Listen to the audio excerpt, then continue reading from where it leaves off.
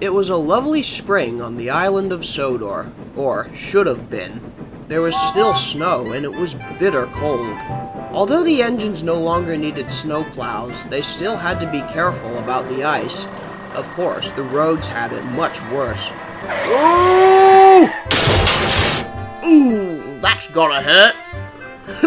Not as much as my passengers' bums. Ah well, have an ice day. Oh, botheration! Ha! Talk about pure karma. Gordon was especially trying to be careful.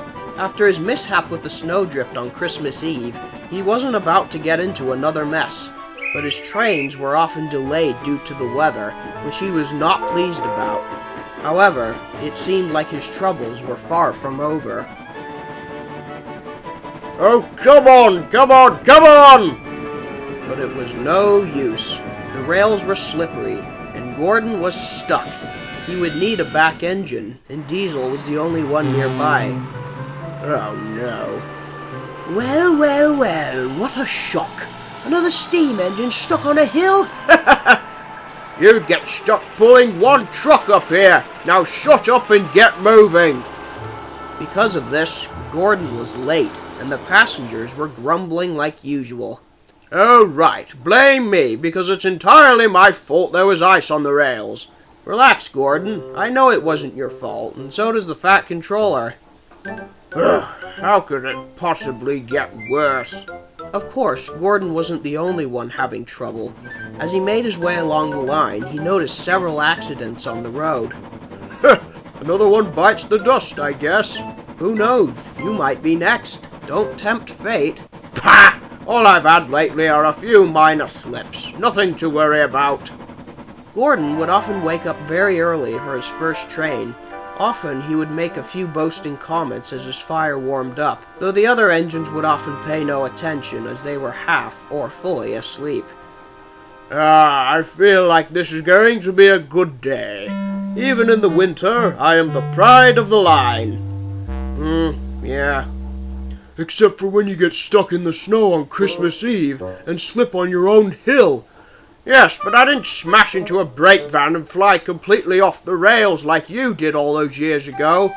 You know, last time you boasted about my accident, you ended up in a ditch the same day.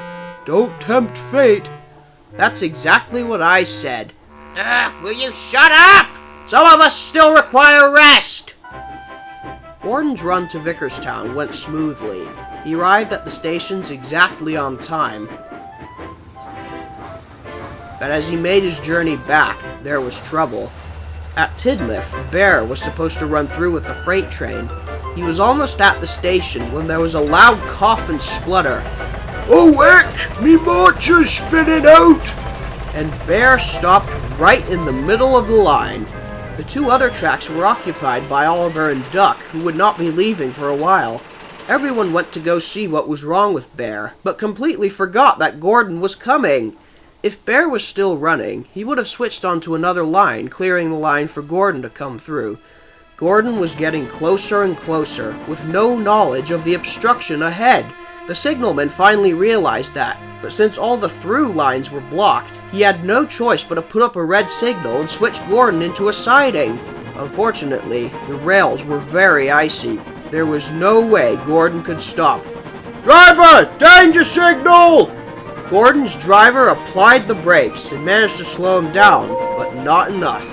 Gordon slid helplessly on the icy rails. Gordon shut his eyes, slid into the siding, crashed through the buffers, and ran straight into the station building. Gordon feebly opened his eyes and was staring, literally, face to face with the station master in what used to be his office.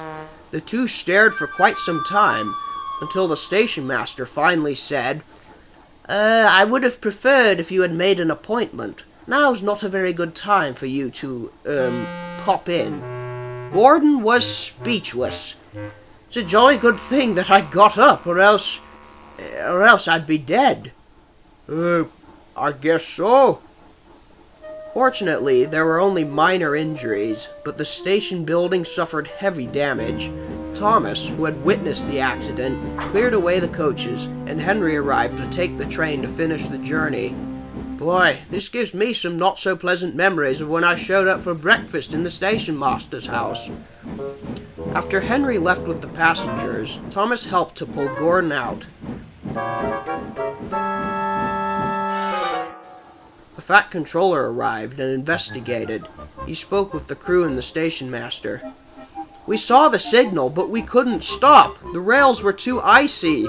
Of course not. The question is, why were you sent into a siding instead of another through track? From what I heard, there were 2 engines occupying those lines, so the siding was the only option. I see. Boy, this is a very difficult scenario. He then spoke to Gordon, who was still shaken up.